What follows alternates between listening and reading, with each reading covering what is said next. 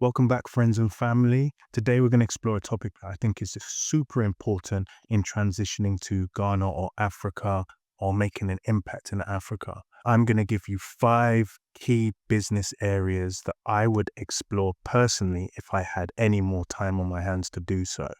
Stick around to the end. Hopefully, it will give you some great ideas and opportunities to explore in Ghana. Let's get into it. The first sector I think is going to be huge and the most sustainable sector moving forward is children's services and entertainment. When you come to Ghana, what you'll find there is so many children running around because we have such a young population. In fact, children under 14 will account for 35% of the total Ghanaian population. That means there's untold amount of potential in providing services to these sectors and to the parents of these children. Now, this could be many a thing. It could be summer camps, winter camps, sports camps or sports teams is a major area. I've got a close family friend who has built a sports team over the last 5-6 years. It's flown by really quickly, but it's so successful because there is a churn of kids that come into these sports teams, and he's been able to expand in different sports teams. So a credit to him and spotting the opportunity. I remember when we first had initial discussions when he had the idea, and I thought it was a great idea. But now I realize it's a huge idea because it can continue to grow and continue to receive students all the time and new children all the time to be coached on different sports teams. You could do things like soft play centers. They are hugely popular here in Ghana. They've started to pop up more and more, but there are more and more areas in Ghana and across Accra where those centers aren't there yet. With the population demographic, not only in Ghana, but across Africa, predicated on the youth, it gets you an idea of how sustainable businesses can be or centered around the youth. It could be generational in terms of success. Just to give you an idea, the current growth rate of the population, we're probably about 34.43 million in Ghana. Under 14 population accounts for 35.3%, so that's 12.15 million. By 2030, that's going to be 13.36 million, an increase of 1.2 million. But by 2035, it's going to be 14.68 million children under the age of 14, an increase of 2.53 million. Almost 40% of the overall population is under 14. It's huge. And because of some of the things that aren't available quite yet, people are making really, to be honest, it's quite extortionate, but a killing off of simple things. Simple things like Calpol, infant painkiller, and those kind of things. I paid, when I was in the UK, £3.30 for a 200ml bottle. I came to Ghana to try and get the same thing, and they charged 300 cedis, which is effectively £15. So 5 times the amount for the same thing. If you're able to get into that or similar markets, importing children's goods, etc., you will make a really good income. To further illustrate this point, it's not going to be just you looking at this sector. Africa's ultimately going to build the consumer market for the next 100 years. Look at the demographic profile in the UK. You can see how there are less kids than there are 50 and 60-year-olds in 2018. As we move through the years, you can see by 2038, that's even more pronounced. But on the other hand, look at Ghana. The vast majority of the population sits within that youth demographic, and at the rate at which the country and population is growing and new babies are being born, that's going to continue to happen for a number of years. That's why some countries are actually describing the next 100 years as Africa-centric. And if you can see 2 million increase, 4 million increase in the under 14s in the next 5 to 10 years, it shows that's a key space to be playing in. If you want some additional information around demographics, you can find it in Kura. We have a demographic section where you can start to break down age groups, male, female, numbers, education levels, gender distribution, schooling levels, an economic overview of what people are doing in different sectors, what types of occupations they're doing, unemployment levels, etc. So that will help with a lot of business planning. Okay, so the next business area I think you should definitely be looking at when it comes to Ghana is the low-cost Airbnb sector. And I specify the low-cost Airbnb sector, low to mid-market, $30 to maybe $60 a night, because then you start to price in people who are local that can potentially afford as a treat for themselves to stay in that particular Airbnb space, you're likely to get far higher returns also. It's not as easy as it used to be. Like when I entered the short-term Airbnb market, you can find more about that time when I did a detailed video on that in the link above, or I'll link it at the end cards.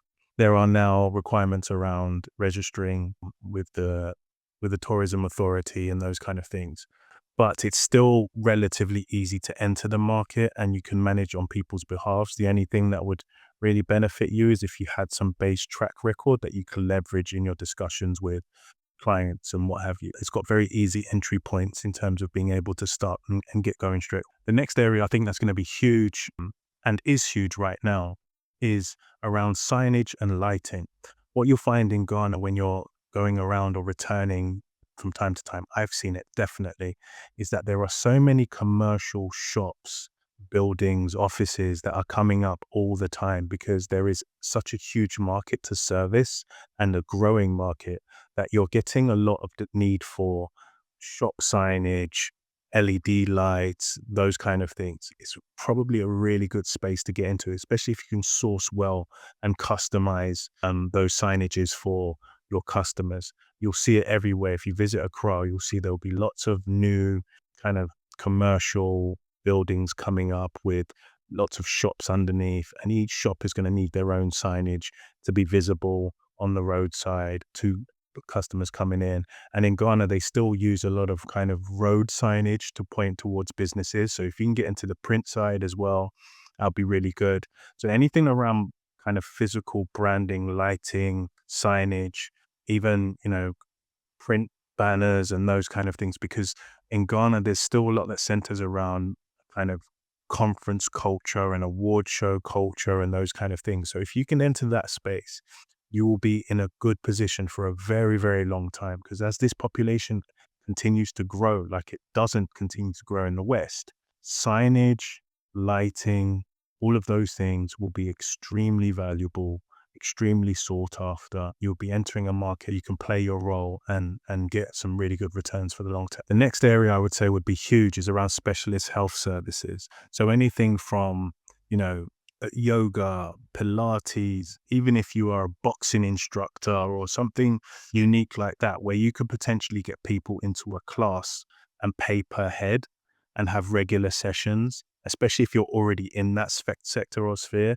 You'll need to know how to market well to get in front of the right customers, the demographics that you're probably looking at, or the more health conscious, wealthier, well-to-do. But if you price right, people will come. You'll be able to get a decent space, but it can definitely happen. And you could definitely make certainly some good income, definitely around those specific health services. And remember as well, with that growing youth population, if you have some sort of sporting health services, that's going to be a key market to be able to take advantage of as well. Even something like dance would be a really good option to explore. Okay, what I would call a game changer business that I would probably pursue if I had the time would be in and around low-cost food franchises. And I specify low-cost food franchises. As the middle class grows and the disposable income improves, there will be a lot more food-centered expenditure happening.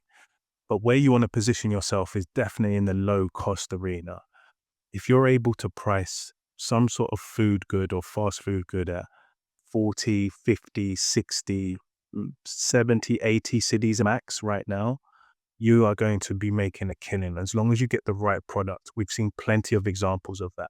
So for example, we've had one of my favorite places to go to is Wache Supreme. Like Wache is a staple in Ghanaian culture as a food, and it caters to locals.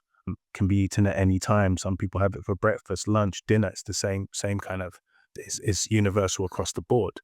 Now, Wache Supreme, they focus on low-cost food services of low-cost options. So you pick from a variety of selections of what you want to actually build kind of your own. And it's very simple. It's kind of food trays behind a glass covering. You make a selection. Now they've even digitized the selection. You make a selection, your mains, your proteins, your extras, and you come out with a bill at the end. And I've gone there and rarely spent over 80 cities, maybe 60 cities. But what I get is a lot more than what I'd get from other fast food chains.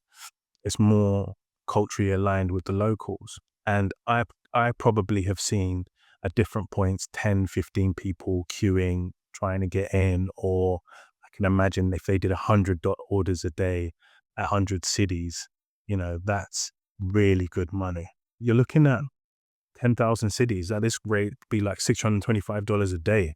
It's huge money that it could be. You see other businesses that have come to the forefront now. They're bringing new products that weren't so popular. The boba teas or the all of that stuff. It's huge. See queues outside for miles.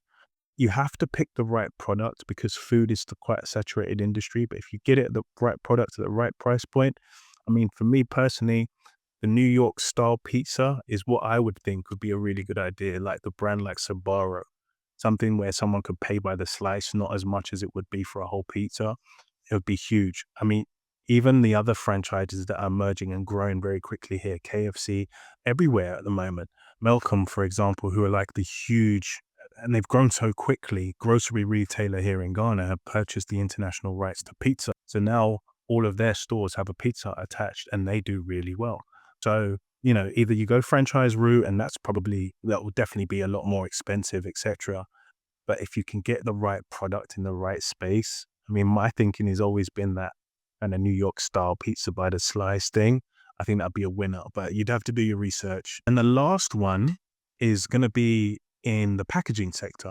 Now, given, as I said, the population growth, the commercial activity, the need for packaging is so important. Food packaging, whatever packaging that you kind of can imagine. If you're able to enter that space, especially if you're a little bit with the kind of the push towards more eco-friendly solutions around packaging, etc. If you can find yourself in that space, you could do very well. I had a friend who had a business who was doing really well, but the packaging costs that came with post-COVID inflation and those kind of things pretty much put them out of business.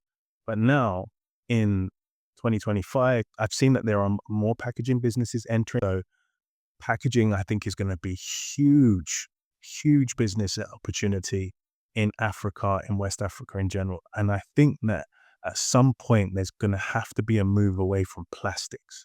And if you are primed positioned as that happens, oh gosh, you will be unbelievably successful in Ghana. That's it for now, guys. Those are the kind of the key areas and industries that I think that anybody moving to Ghana should be thinking about. When you come to Ghana, you immediately get this sense of, I need to hustle or have multiple streams of income. And you think about these things and think about these ideas. This is why I'm bringing them to you to say, you know what, before you come or as you plan, survey the landscape, do your research, use Kuro. There's a free trial on there.